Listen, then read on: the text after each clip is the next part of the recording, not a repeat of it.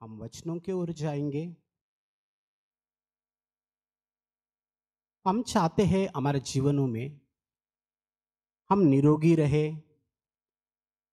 हम आशीष की जीवन जताए और ब्लेसिंग के ऊपर ब्लेसिंग पाए और बहुत ऊंचाई तक हम जाए। लेकिन हमारे जीवनों में वैसा नहीं होता। एक क्यों? हम आज देखेंगे, हम जब भी हम कुछ बीमारी होते तो डॉक्टर के पास जाते जाते। प्लीज आप रिस्पॉन्ड कीजिए ताकि मुझे समझ में आएगा मैं जो कह रहा हूं आपको समझ रहे, या तो फिर मैं कुछ नहीं समझ पाऊंगा, आपको समझ रहे या नहीं समझ रहे। तो जब भी आप लोग कभी डॉक्टर के पास जाते हैं तो कुछ बीमारी लेकर, क्या करता है वो जांच करता है। वो जांच करने के बाद उसको पता चलता है कि वो क्या है, ये बीमारी क्या है। ओके, आज हम देखेंगे कि हम हमारे जीवन में बीमारियां क्यों आती है। वचन की ओर से हम देखेंगे कुछ कारण है हमारे जीवन में बीमारी लाने के लिए। परमेश्वर का उपस्थिति का गौरव कीजिए। कुछ मुद्दों को लेकर हम आज बात करेंगे। जब परमेश्वर यहाँ पर पृथ्वी पर थे, उसके पास जो बहुत सारे लोगों को लेकर आए, तो सब बीमारी से पीड़ित लोगों को, जितने भी लोगों को लेकर आए, वो सबको परमेश्वर ने ब्लेस किया और चंगा किया कि जहां पर परमेश्वर की आत्मा है वहां पर आजादी है। परमेश्वर कल और आज और युगान युग एक जैसा परमेश्वर है, वो कभी बदलता नहीं है। ओके, जब भाई कोई मराठी में पढ़ सकते तो प्लीज पढ़िए मत्ती 8:16।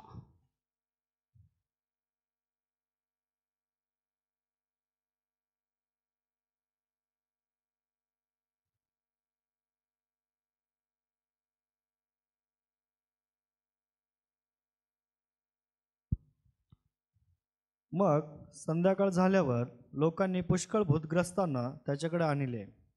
तेव्हा त्याने भूते शब्दानेच घालवली व सर्व दुखनाईतांना बरे केले.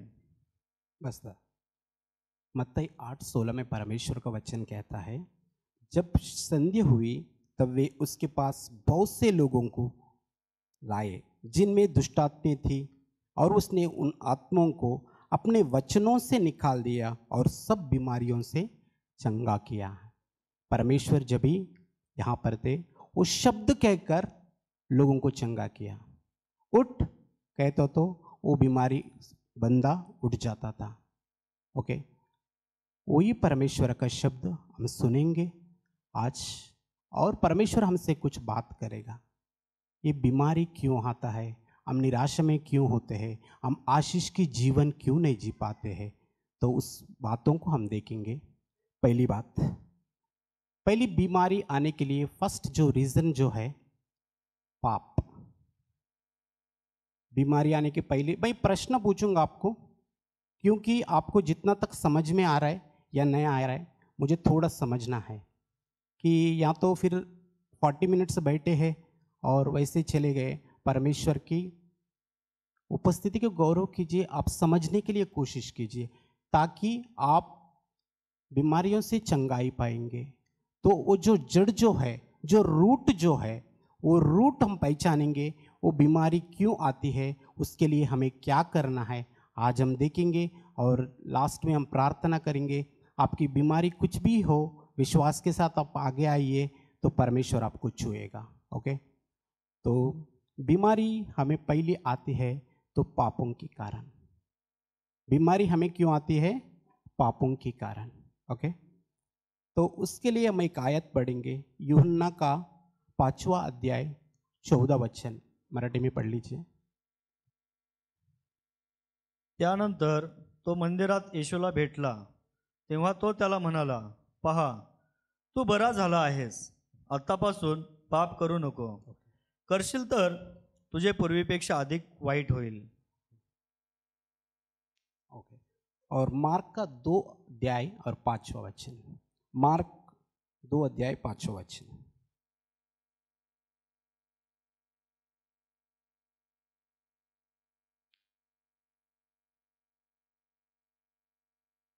त्यांचा विश्वास पाहून येशू पक्षघाती माणसाला म्हणाला, मुला, तुझ्या पापांची क्षमा झाली आहे. ओके, यहाँ पर दो रीज़न बताए हैं.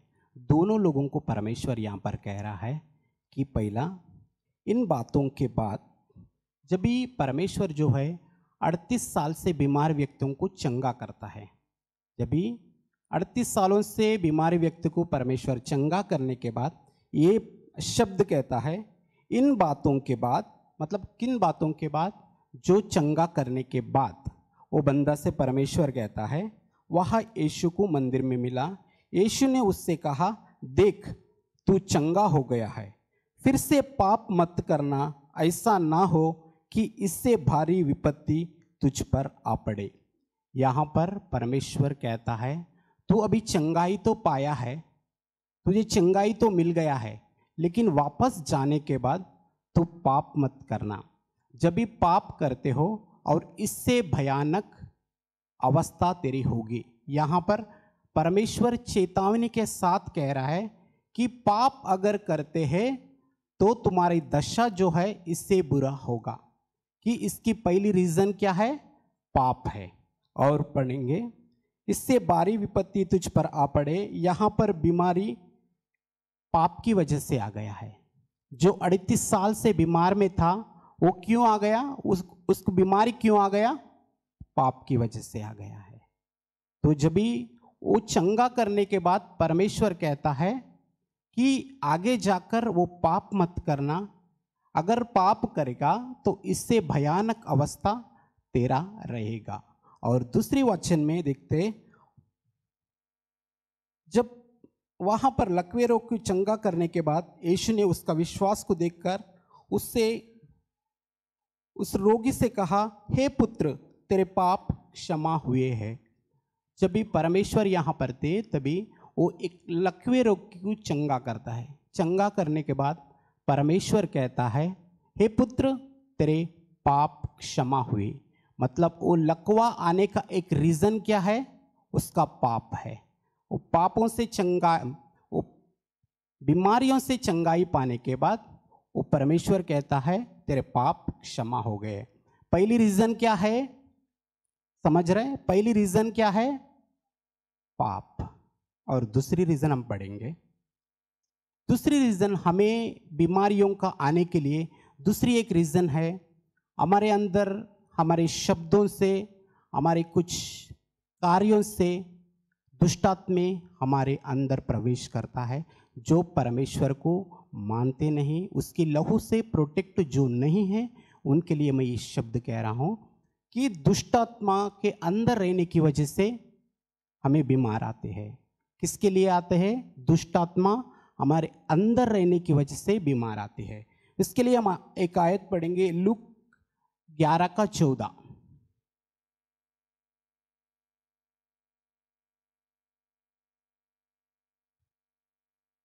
एकदा तो एक भूत काढीत होता व ते मुके होते. तेव्हा असे झाले की भूत निघाल्यावर मुका बोलू लागला. त्यावरून लोक समुदायास आश्चर्य वाटले. ओके ओके दादा. लूक 11वां अध्याय 14 वचन में एक गूंगी रोगी परमेश्वर के पास आता है और उसको दुष्टात्मा बैठे हुए रहते हैं. वो गूंगी का आत्मा रहता है, वो बोल नहीं पाता है. परमेश्वर वो गूंगी आत्मा को डांटता है, तभी वो बोलने लगता है. यहाँ पर दूसरी रीज़न क्या है पापों के लिए? इस दुष्टात्मा अंदर रहने की वजह से उसको बीमारी आ गई है. पहली रीज़न क्या था? पाप था. दूसरी रीज़न था दुष्टात्मा अंदर रहने की वजह से एक ये बीमारी आ गया, वो बोल नहीं पा रहा था. जब भी परमेश्वर ने वो दुष्टात्मा को डांटा है तभी वो बोल पा रहा था. राइट.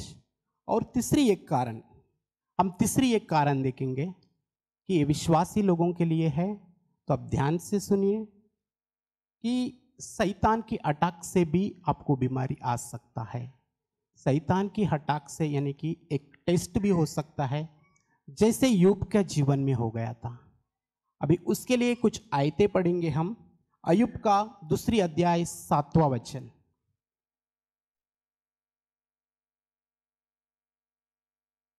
मग सैतान परमेश्वरासमोरून गेला आणि त्याने योबास मोठमोठ्या गळवांनी नख खिशात अतिशय पिडिले. और अय्यूब को पाँव के तलवे से लेकर सिर के चोटी तक बड़े बड़े फोड़ से पीड़ित किया है। यहाँ पर हम देखते हैं योग की एक परीक्षा हुई। उस परीक्षा में तो योग को वैसा फोड़ों से भर गया था। तो वहाँ पर क्या हो गया, ये दुष्टात्मा नहीं था, वो शैतान का अटैक था। तो वो कभी हमें आत्मिक दृष्टि पे हम देखेंगे तो वो एक क्यों होता है कि हमें विश्वास में बढ़ने के लिए भी हो सकता है, हमारा टेस्ट के लिए भी हो सकता है। तो ये आयत में हम देखेंगे अय्यूब जो है परमेश्वर का दास था, परमेश्वर का सेवा करता था और ईमानदार था, फिर भी वो परेशानियों में से गुजर रहे, उसका पूरा शरीर जो है कोड़े से भरा था। ये तीसरी रीज़न है। तो शैतान अटैक से भी हमें बीमार आ सकता है। पहला रीज़न क्या था, सेकंड रीज़न क्या था, थर्ड रीज़न क्या था, शैतान की अटैक। मैं प्रश्न पूछूंगा तो आपको उत्तर देना है, ओके? क्योंकि हम समझना है, परमेश्वर के वचनों को समझना है, उसके अनुसार हम करेगा तो हमारे अंदर जो बीमारी है, बीमारी से हम चंगाई पाते हैं। ये तीसरी रीज़न शैतान की अटैक से है। और चौथी रीज़न मैं बताता हूँ, तो ये विश्वासी लोगों के लिए है कि पहली कुरिन्थियंस चैप्टर 11:30 11 का 30 अध्याय, पहला कुरिन्थियन 11:30 11:30. तुम्हामध्ये पुष्कळ जण दुर्बळ व आजारी आहेत आणि बरेच निद्रेत आहेत. ह्याचे कारण हेच. इस कारण तुम बहुत निर्बल और रोगी है। तो जब भी परमेश्वर की मेज होता है, ये विश्वासी लोगों के लिए खास कर बता रहा हूँ, जो मेज है पवित्र मेज में हम अनजाने से लेते हैं या हम पापों में भी रहता है और पश्चाताप ना करते हुए हम परमेश्वर के मेज में लेता है, तो ये भी एक हमारा बीमारी का कारण हो सकता है। वापस पढ़िए दादा प्लीज। तुम्हामध्ये पुष्कळ जण दुर्बळ व आजारी आहेत आणि बरेच निद्रेत आहेत. ओके, ह्याचे कारण हेच आहे. ओके, तो मेज जो है तो पवित्र मेज में परमेश्वर से पश्चाताप कर आगे बढ़ना है। उसी प्रकार हम लेते हैं तो ठीक है, और सोच समझ ना करते हुए हम दुनिया से भी चल रहे और इस मेज में भी जा रहे हैं, तो उसकी ओर से भी एक रीज़न हो सकता है हमारा बीमारी आने के लिए। ये चौथी कारण हो गया। हम अभी क्या देख रहे हैं कि बीमारी आने के लिए कुछ कारण देख रहे हैं। पहली कारण पाप था, दूसरी कारण दुष्ट आत्मा था, तीसरी कारण शैतान का अटैक था, और चौथी कारण जो प्रभु मेज में हम अनजाने से लेते हैं, पश्चाताप नहीं करते हैं, हमारा अंदर पाप भी है और परमेश्वर का संगति में भी रहना चाहता है, तो भी इसलिए वचन ठीक तरह से हमें बताता है कि इसलिए तुम लोग रोगी है कि। और चौथी कारण ये हो गया। और पांचवी कारण हम देखेंगे, कभी बीमारी परमेश्वर की महिमा के लिए भी आ सकती है, कभी बीमारी परमेश्वर की महिमा के लिए आ सकती है। उसके लिए हम कुछ आयतें पढ़ेंगे। समझ रहे मैं जो कह रहा हूँ? समझ रहे? उसके लिए मैं कुछ आयतें पढ़ता हूँ कि यूहन्ना का 11वां अध्याय 4वां वचन।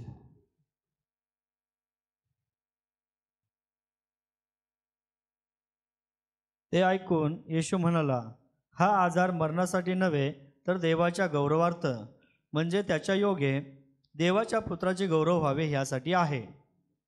यहाँ पर लाजर जो बीमार पड़ा था, मृत्यु पाया था, तो वहाँ पर यहाँ पर वचन कहता है, अतः उसकी बहनों ने उससे कहल भेजा, हे प्रभु, जिससे तू प्रीति रखता है वो बीमार है। कौन बीमार है?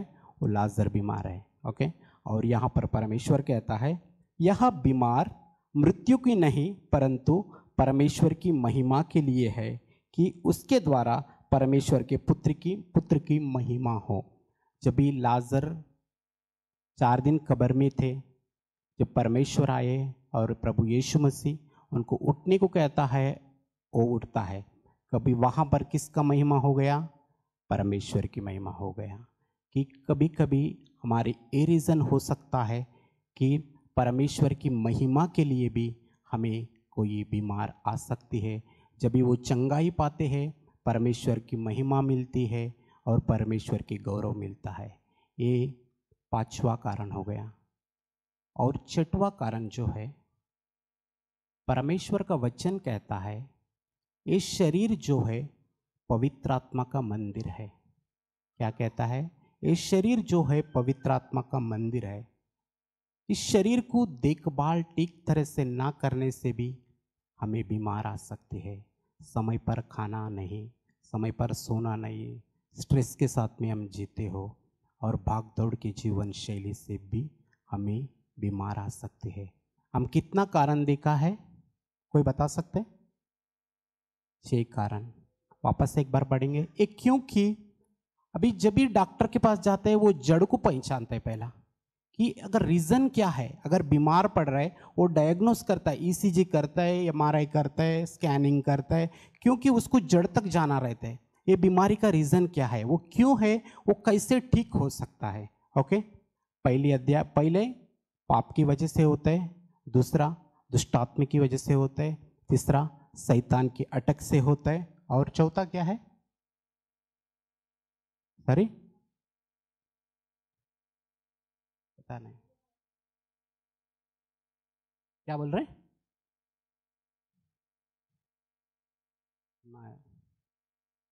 हाँ, प्रभु भोज मेज में गलत तरीके से शामिल होने से भी हम बीमार पड़ सकते हैं। ये वचन कहता है, मैं नहीं कह रहा हूँ, ये वचन कहता है। वो अनजाने में, यानी कि हम पश्चाताप कर कर उसमें शामिल हो सकते हैं, लेकिन पूरा पाप में रहकर उसमें शामिल नहीं हो सकते। उससे हम पर तो रोगी हो सकता है। और 5वां कारण क्या है? परमेश्वर की महिमा करने के लिए। और 6वां कारण क्या है? हमारा शरीर को देखभाल ठीक तरह से ना करने की वजह से हमें बीमार आती है। ओके, पहले हम 2 कारण की वजह से, हम 2 कारणों को ढूंढेंगे। जो पाप से जो बीमारी आती है, जो पाप से जो आशीष नहीं मिल पाता, जो पाप से जो रुकावट है, उस रुकावट को हम कैसे दूर कर सकते हैं, उससे हम चंगाई कैसे पा सकते हैं, हम अभी देखेंगे। ओके, ये 6 कारण मैं आपको बताया है। वो 6 कारण में से 2 कारण जो है वो एक दुष्टात्मा की वजह से, जो एक पाप की वजह से। वो 2 कारण के हम गहराई से देखेंगे और आखिरी में प्रार्थना करेंगे जो परमेश्वर यहाँ पर मौजूद है आपकी बीमारी को ठीक करने के लिए। मैं एक कहानी आपको बताता हूँ। ये पाप को समझाने के लिए मैं आपको एक कहानी बताता हूँ, ध्यान से सुनिए। एक कहानी है, रियल नहीं है। तो एक बहन जो रहती है, समझ पा रहे? सीरियस मत हो जाइए, कि समझ पा रहे? हाँ। तो एक बहन जो रहती है उसको बचपन से एक अजगर को पालती रहती है। क्या पालती है? अजगर। अजगर यानी कि एक सांप का एक प्रकार है। ओके, वो बचपन से पालती रहती है, उसे बहुत पालन पोषण करती है। वो छोटा होकर थोड़ा थोड़ा थोड़ा थोड़ा थोड़ा थोड़ा वो बड़ा होते हैं। तो वो बहन क्या करती है, वो एक अजगर को पालती है।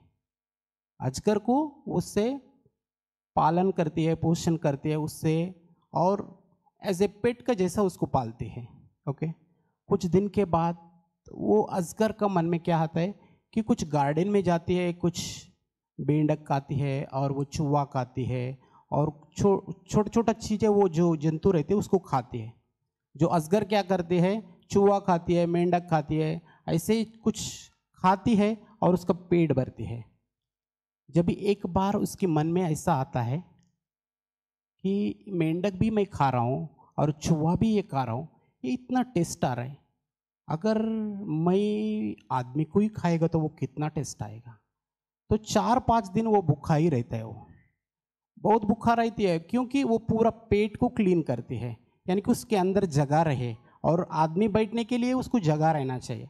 इसके लिए वो क्या करते हैं, पूरा पेट को साफ करते हैं। और जो वो बहन जो है, जो पालती है, वो बहुत नाराज़ हो जाती है कि अरे ये असगर क्यों 4-5 दिन से कुछ खा रही नहीं है, कुछ नहीं है, अगर दूध भी देगा तो क्यों नहीं पी रहा है करके। जब भी वो असगर के पास जाती है, वैसे ही देखती है, तो असगर क्या करती है, उसको उसको जोर से लिपट कर, उसकी मुंडी दबाकर उसको मार देती है। हमारे जीवन में ये पाप भी वैसे ही है। ये पाप है ना, शुरुआत में थोड़ा ही लगता है, थोड़ा होकर थोड़ा होकर थोड़ा होकर वो बड़ा हो जाता है। छोटा सा पाप जो है तुम्हारा जीवन को बर्बाद करते हैं। छोटा सा विष जो है तुम्हारा जान ले सकते हैं। जैसे छोटा सा आग जो है घर को जला सकते हैं, उसी प्रकार ये पाप है। पाप क्या है? ये जो असगर भी वैसे ही थे कि असगर उसको लिपट कर उसको मार दिया है। क्यों? उसके अंदर बुरा विचार आ गया है कि जो पालन पोषण करता था उसको ही मार दिया है। वो पाप वैसे ही हमारे जीवन में जब भी पाप रहते हैं, हमारा जीवन भी उसी प्रकार होता है। क्योंकि ये पाप का वेतन जो है मरण करके लिखा है परमेश्वर के वचनों में। क्या लिखा है? पाप की जो वेतन जो है मरण करके लिखा है। तो हम पढ़ेंगे,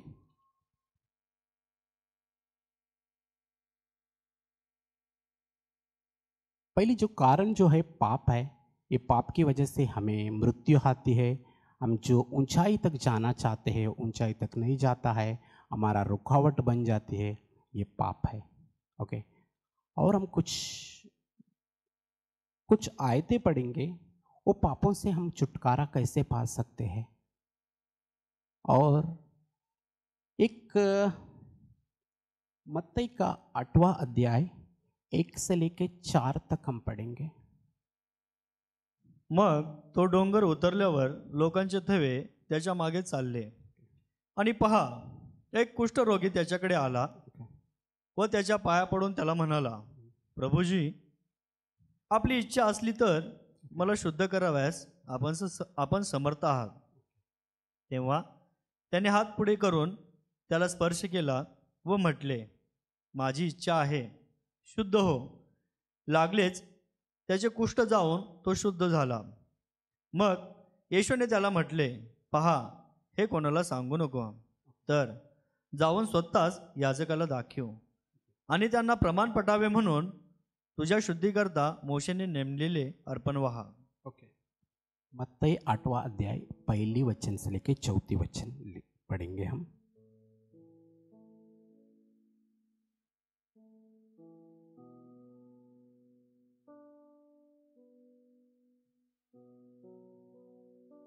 जब वह उस पहाड़ से उतरा तो एक बड़ी भीड़ उसके पीछे हो ली, और देखो, एक कोढ़ी ने पास आकर उससे प्रणाम किया और कहा, हे प्रभु, यदि तू चाहे तो मुझे शुद्ध कर सकता है। यीशु ने हाथ बढ़ाकर उसे छुआ और कहा, मैं चाहता हूँ कि तू शुद्ध हो जा। और वो वहाँ तुरंत कोढ़ से शुद्ध हो गया है।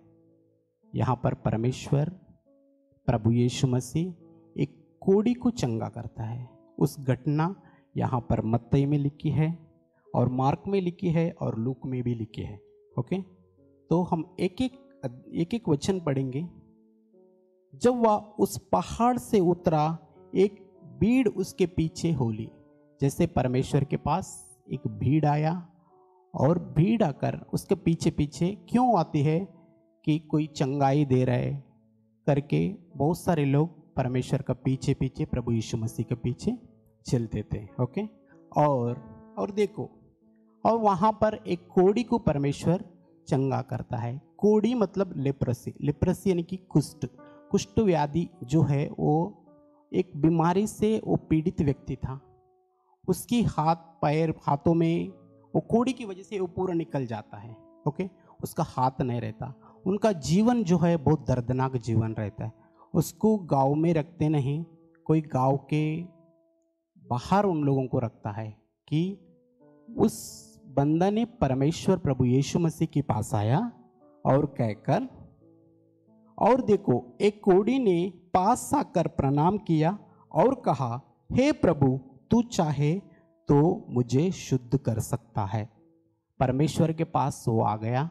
कौन आ गया परमेश्वर के पास? कौन आ गया? कोढ़ी आ गया। कोढ़ी मतलब जो लिप्रेसी से एक बीमार है, वो बीमारी से ग्रसित व्यक्ति परमेश्वर प्रभु यीशु मसीह के पास आया और वो कह रहा है कि क्या कह रहा है? हे प्रभु, तू चाहे तो मुझे शुद्ध कर सकता है। मतलब यहां पर वो विश्वास जाहिर कर रहे। वो क्या कर रहे? उसका विश्वास जो है जाहिर कर रहे कि प्रभु, अगर आप चाहे तो मुझे शुद्ध कर सकता है, इसलिए मुझे शुद्ध कर। ओके।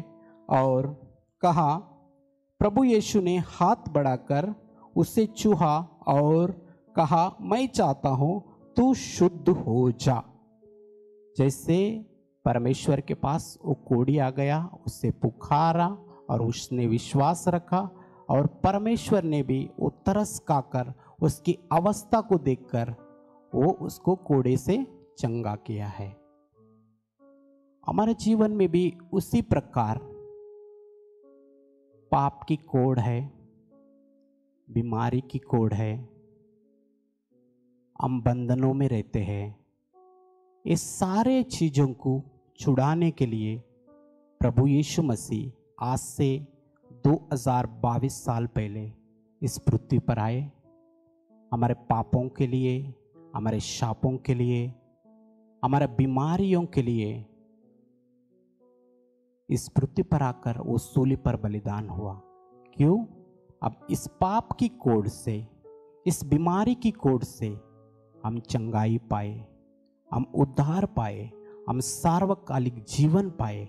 इसलिए वो परमेश्वर यहाँ पर पृथ्वी पर आए हैं, क्योंकि वो हमसे बेहद प्यार करता है।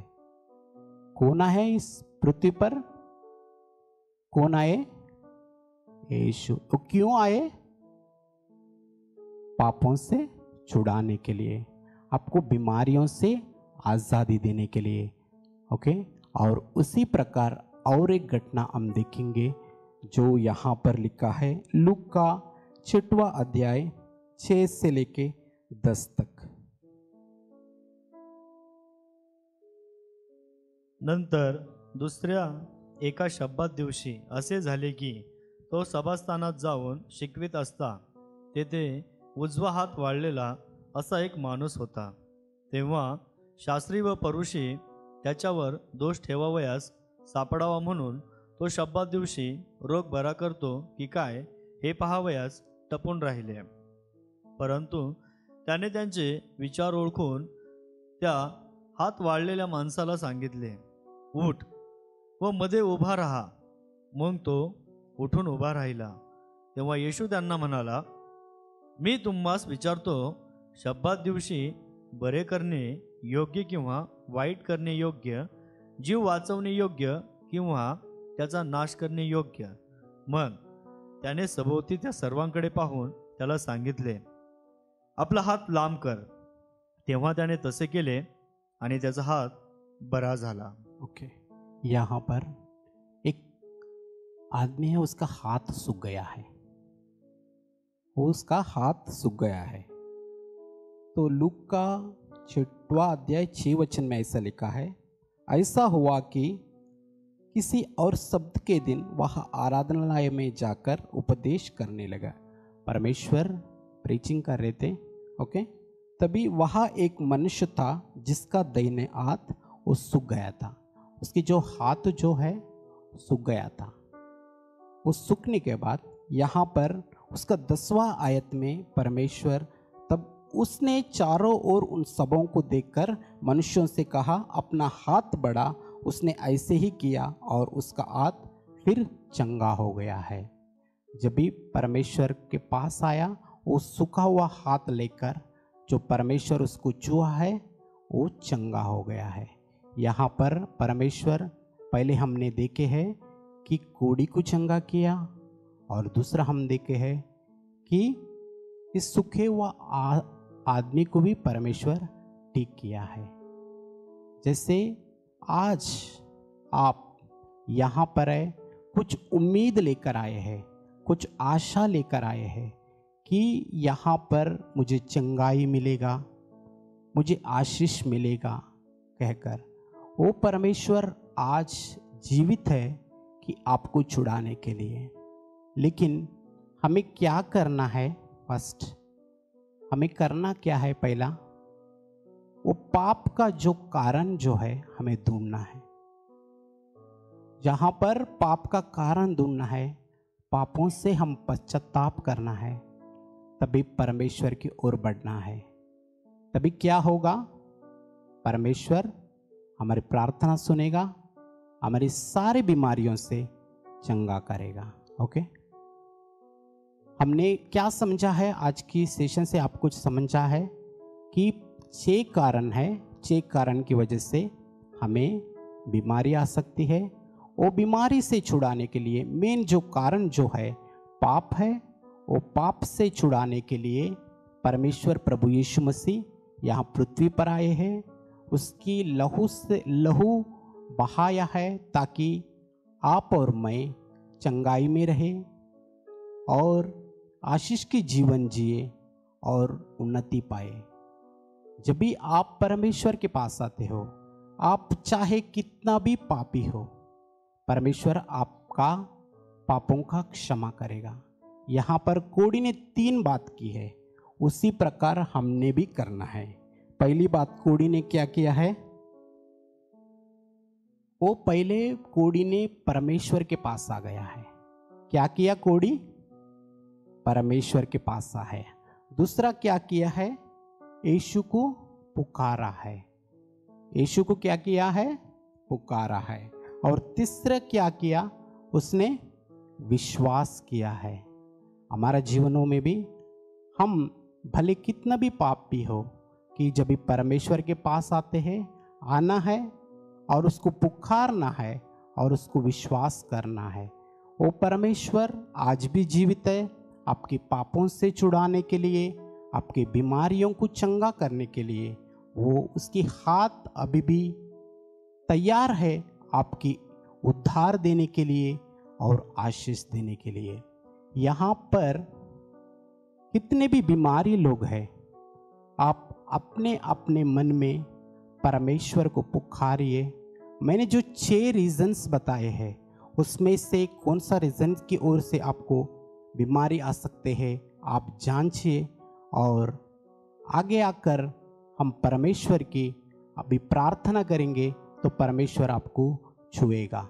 लेकिन उससे पहले आपको 2 बात करनी है। परमेश्वर के पास आना है और उसे पुकारना है, और तीसरा उसके ऊपर विश्वास करना है। जितने